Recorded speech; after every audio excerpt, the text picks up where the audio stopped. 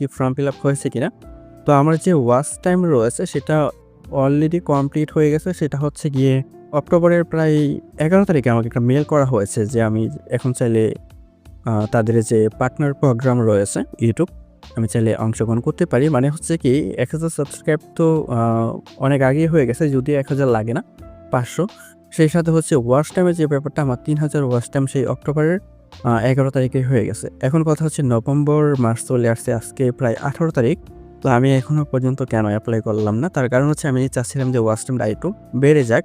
তো বর্তমানে আমার ওয়াচ টাইম রয়েছে প্রায় ৪,০০০ ছুঁই ইন টোটালি আরকি।